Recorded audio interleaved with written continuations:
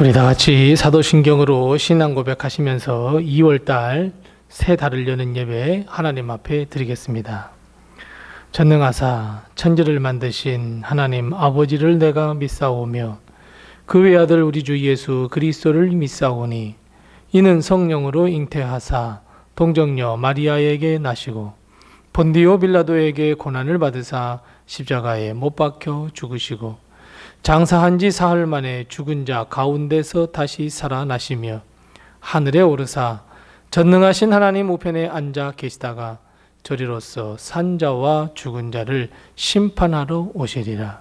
성령을 믿사오며 거룩한 공효와 성도가 서로 교통하는 것과 죄를 사하여 주시는 것과 몸이 다시 사는 것과 영원히 사는 것을 믿사옵나이다. 아멘. 찬송가 519장 우리 함께 같이 찬송하겠습니다. 찬송가 519장입니다. 519장 우리 함께 같이 찬송합니다. 구주께서 부르시되 오늘 오라 하시니 올 수 있는 기회에 긍휼함을 받으라. 널 위하여 비시는 주의 음성 들으며 주의 약속 믿어서 내 구주로 섬기라. 구주께서 널 위해 기다리고 계시니 모든 고통 두려움 주께 와서 아뢰라. 풍성하신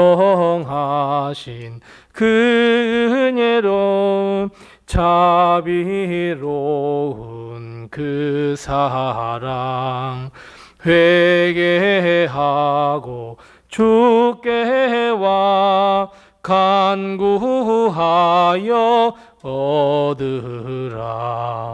모든 죄를 떠나서 회개하고 나오라. 주가 용서하시고 너를 영접하시리.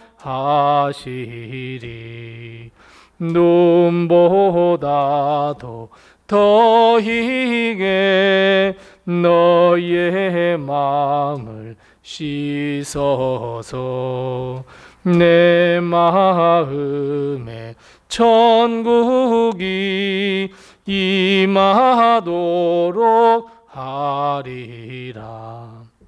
지체 말고 주께로 어서 바삐 나오라. 예비하신 구원은 지금 받을 은혜라. 좋은 기회 놓치고 슬피 후에 말지니 지금 문을 두드려 구원함을 받으라. 아멘. 오늘 시간 하나님께서 우리에게 주는 말씀은 신약성경 사도행전 11장 17절 말씀과 18절 말씀입니다. 신약성경 206면에 있는 사도행전 11장 17절 말씀과 18절 말씀을 우리 함께 같이 한 목소리로 봉독합니다. 신약성경 사도행전 11장 17절 18절입니다. 함께 같이 봉독합니다. 그런즉 하나님이 우리가 주 예수 그리스도를 믿을 때에 주신 것과 같은 선물을 그들에게도 주셨으니 내가 누구이기에 하나님을 능히 맡겠느냐 하더라. 그들이 이 말을 듣고 잠잠하여 하나님께 영광을 돌려 이르되 그러면 하나님께서 이방인에게도 생명 얻는 회개를 주셨도다 하니라. 아멘. 이번 2월 한 달 동안도 하나님께서 큰 은혜와 축복으로 우리 교회와 성도님들의 가정에 늘 함께 하시고 또 우리의 모든 기도를 응답해 주시는 복이 함께 하시기를 바랍니다. 우리는 삶을 살다가 문득 이런 생각을 하게 됩니다. 참 내 인생 내 마음대로 되지 않는다, 이런 생각입니다. 나이를 먹으면 먹을수록 이런 생각은 더 확고해지는 것 같아 보입니다. 비단 이것은 내 인생을 넘어 모든 일이 다 그렇구나라는 것을 깨닫게 됩니다. 여러분, 지진이 일어납니다. 기후변화로 인해 우리는 고통을 받습니다. 수많은 사건과 사고 앞에서 우리는 사실 내 마음대로, 내 능력대로 모든 것이 다 하나도 되지 않는다는 것을 우리는 더욱 깨닫게 됩니다. 나이가 어려 젊었을 때는 이 세상의 모든 일을 감당할 수 있을 것만 같고 무엇이든지 할 수 있을 것 같다는 생각에 사로잡혀 사는데 점점 세상을 알면 알수록 인생과 삶의 의미를 찾아가면 찾아갈수록 우리는 이 생각에 사로잡히게 됩니다. 내 인생 내 맘대로 되지 않는다. 그런데 여러분, 세상의 일이 다 그렇다고 치더라도 그렇다면 여러분, 하나님의 일, 성령의 역사는 내 마음대로 될 수 있을까요? 성령의 거대한 역사를 막을 사람이 누가 있겠습니까? 오늘 본문 말씀은 베드로가 예루살렘 교회에 선교와 전도를 하고 난 뒤에 보고하는 내용입니다. 어찌 보면 보고라고 말할 수 있지만 사실은 고넬료에게 복음을 전하고 그 뒤에 예루살렘 교회가 베드로를 불러서 그 모든 일들을 설명해 달라고 요구했던 바로 그 말씀. 그래서 베드로는 어찌 보면 이 사도행전 11장 1절 말씀부터 18절 말씀은 베드로가 고넬료 집안에 가서 복음을 전한 뒤에 깨달았던, 그리고 마음속 깊이 심금을 울렸던 베드로의 또 다른 신앙 고백이라고 말씀할 수 있습니다. 고넬료 집안에 복음을 전하면서 받았던 성령의 역사와 은혜를 나누는 간증의 말씀이다라고 이야기할 수 있습니다. 베드로는 오늘 본문 말씀 읽지 않았지만 3절 말씀처럼 무할례자, 즉 이방인이었던 고넬료 집에 들어가서 복음을 전하고 그들과 먹는 것을 처음에는 어땠습니까? 꺼려 했습니다. 다 누구의 생각이었습니까? 베드로의 생각이었습니다. 하지만 꿈에 성령이 몇 번이나 나타나시냐면 3번이나 나타납니다. 그리고 그리 가서 복음을 전하라고, 다 괜찮다고 복음을 증거하라고 지시하셨습니다. 무할례자의 집이었던 고넬료의 집에 들어가서 복음을 전하고 함께 먹고 마시며 친교를 나누라 말씀하셨습니다. 하나님께서 속되지 않는다고 말씀하시는 것을 어찌 내가 속되다고 하느냐라고 꾸짖으시기도 하셨고, 그리고 권유하시기도 하셨고, 그리고 꼭 그렇게 해주라고 부탁하기도 하셨습니다. 하지만 베드로는 계속해서 갈 수 없다고 말씀합니다. 거부했습니다. 자, 우리 다 같이 12절 말씀 같이 읽어보겠습니다. 자, 12절 말씀 우리 함께 같이 다시 한번 읽어봅니다. 성령이 내게 명하사 아무 의심 말고 함께 가라 하시매 이 6 형제도 나와 함께 가서 그 사람의 집에 들어가니 아멘. 결국 베드로는 성령의 지시하심에 따라, 성령의 인도하심에 따라 순종했습니다. 사람들의 생각이나 판단으로서는 절대로 유대인이 절대로 가지 말아야 할 곳이라고 규정해 놓았기에 가서는 안 될 곳이었지만 성령님은 의심하지 말고 가라 말씀하셨습니다. 베드로는 결국 성령의 말씀에 순종하여서, 지시에 순종하여서 이방인이었던 고넬료의 집으로 향했습니다. 그리고 예수 그리스도의 십자가의 보혈, 복음의 말씀을 전했습니다. 그러자 15절 말씀에 보면 그곳에도 누가 임했다고 말씀합니까? 맞습니다. 성령이 임하셨고 그들도 구원을 받게 되었다 말씀하고 있습니다. 그래서 베드로는 확신에 찬 목소리로 예루살렘 교회의 지도자들 앞에서, 예루살렘 성도들 앞에서 자신 있게 그 되었던 모든 일들을 설명했습니다. 사람들의 생각이나 사람들의 판단, 심지어 베드로의 생각에도 아니라고 여겼던 이방인에게 복음을 전하고 그들과 함께 친교를 나눴던 그것에 대해서 성령의 강권하신 역사였다라고 설명하고 간증하고 이야기합니다. 그리고 베드로는 이렇게 결론 내렸습니다. 자, 우리 다 같이 17절 말씀 다시 한번, 오늘 본 말씀 17절 말씀을 같이 한번 읽어보겠습니다. 같이 읽습니다. 그런즉 하나님이 우리가 주 예수 그리스도를 믿을 때에 주신 것과 같은 선물을 그들에게도 주셨으니 내가 누구이기에 하나님을 능히 막겠느냐 하더라. 아멘. 베드로는 고넬료의 일로 예루살렘 교회에 어찌된 일인지 다 보고했습니다. 그리고 결론은 딱 이 한마디였습니다. 내가 누구이기에 하나님을 능히 막겠는가? 사랑하는 성도 여러분, 우리는 우리의 인생이 내 마음대로 되지 않는다고 믿는 것처럼 하나님의 역사는 더더욱이 우리가 막을 길이 없습니다. 단지 우리는 하나님의 놀라운 역사를 회피할 뿐입니다. 사랑하는 성도 여러분, 우리는 하나님의 역사를 절대로 회피해서는 안 됩니다. 우리가 하나님의 역사를 회피한다는 것은 하나님의 역사를 방해하는 일이고 또 하나님의 일을 거스르는 일이라는 것을 우리는 꼭 기억해야 합니다. 베드로는 이것을 깨닫게 되었습니다. 순종했습니다. 복음을 전했습니다. 그랬더니 그곳에 성령이 임했습니다. 120명의 성도가 오순절 다락방에 임했던 그 성령을 받았던 것처럼 같은 선물을 그들에게도 주셨고 구원도 허락해 주셨습니다. 베드로는 이런 하나님의 역사를 경험했습니다. 그리고 결론은 이런 결론입니다. 내가 아무리 예수님의 수제자라고 해도, 내가 아무리 능력이 많다고 해도 하나님 앞에서는 아무것도 아니고 그저 도구일 뿐이고 하나님의 역사를 어찌 내가 막을 수 있겠느냐 하는 결론이었습니다. 이런 결론은 베드로만 내린 것이 아닙니다. 예루살렘 교회에 있던 교회의 모든 지도자들, 아니 베드로의 간증을 들었던, 베드로의 신앙 고백과 결단을 들었던 모든 사람들도 마찬가지 결론이었습니다.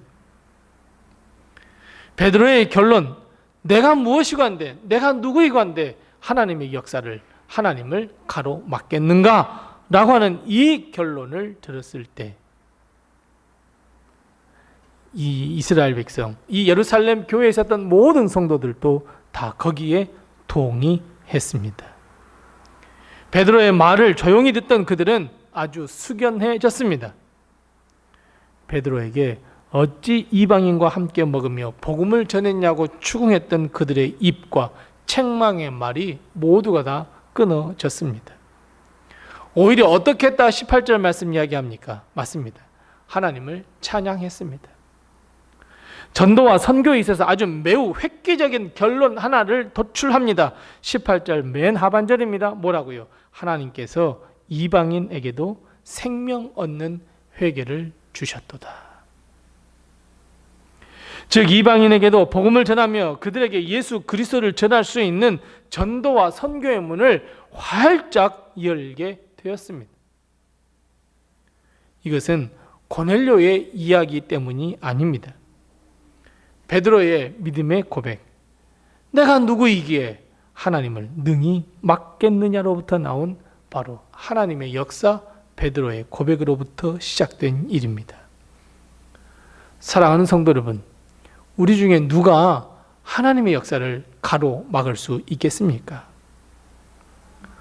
복음이 땅끝까지 증거되는 하나님의 뜻과 마음을 도무지 우리는 막을 수 없습니다.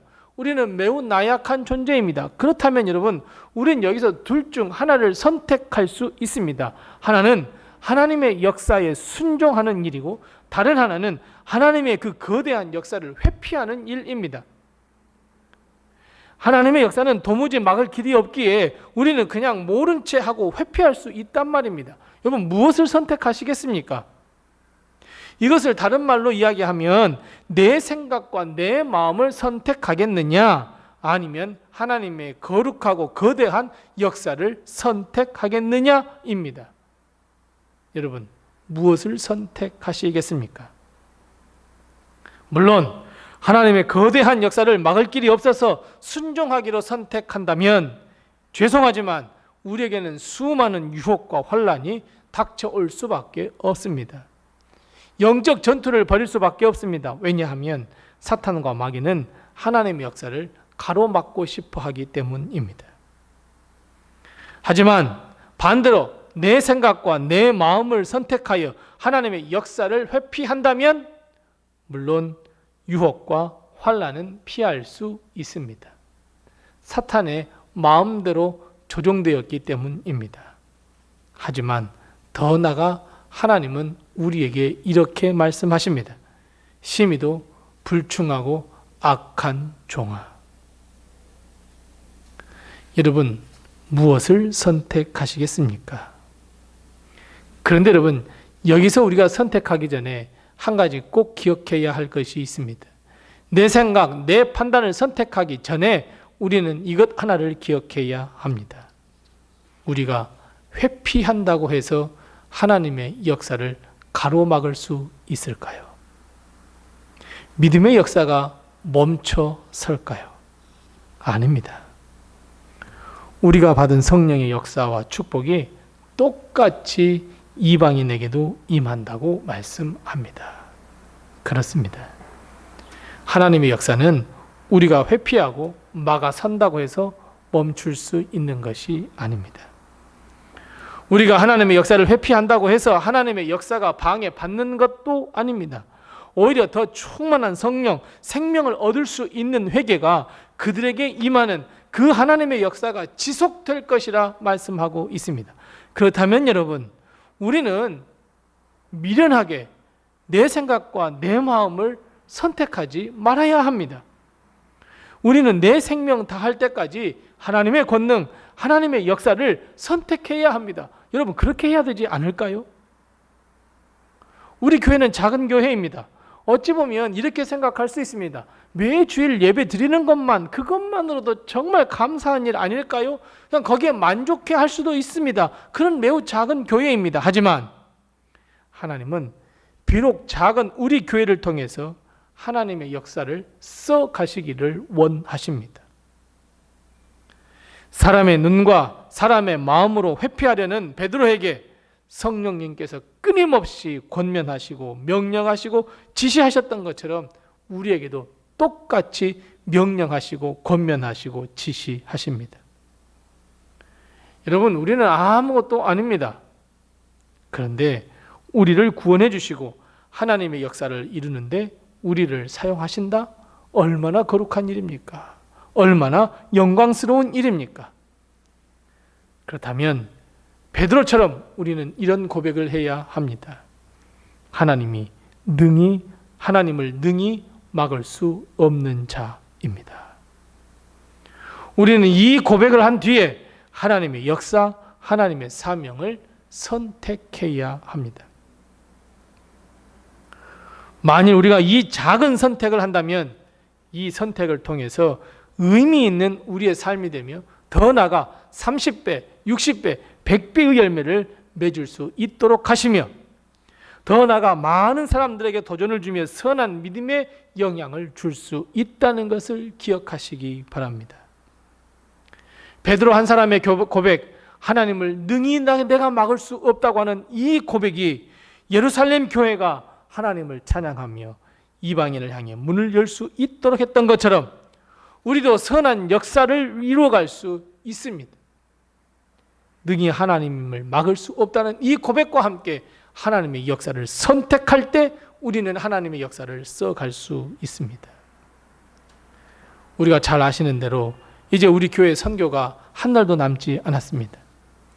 이제 선교를 위해서 사용할 물품도 준비하고 선교를 위하여 매일 말씀 묵상도 하고 기도도 하고 또 그곳에서의 역사를 위하여 더 갈망하며 기도하려고 합니다. 우리가 무엇이기에 하나님의 역사를 능히 막겠습니까? 이번 2월달은 우리 선교를 위하여 우리 교회가 전진할 때에 하나님께서 반드시 큰 은혜와 큰 축복으로 충만케 해줄 줄로 믿습니다. 우리 성도의 한 가정에 하나님의 복을 허락해 주셔서 회복과 은총을 베풀어 주실 줄로 믿습니다. 우리 믿음의 선택은 이런 하나님의 역사를 불러 일으킵니다. 이번 한 달 동안도 우리 하나님께서 지켜주시고 우리가 하나님의 일을 선택함으로 성령의 열매를 맺는 교회, 성령의 열매를 맺는 가정, 성도가 다 되시기를 바랍니다. 기도하겠습니다. 우리 함께 기도할 때 두 가지를 먼저 기도합니다. 첫 번째 기도할 것은 하나님의 역사를 회피하지 않도록 해 주옵소서. 우리 함께 같이 기도합니다. 두 번째 기도할 것은 누가 능히 하나님을 막겠느냐, 이 결단이 나의 결단이 되게 해달라고 기도하십시다. 아울러 기도할 것은 2월 한 달 동안 하나님께서 지켜주시고 또한 태국 단기 선교 하나님께서 역사해달라고 우리 함께 기도하시고 또 내게 허락하신 기도의 점을 가지고 하나님 앞에 기도하겠습니다.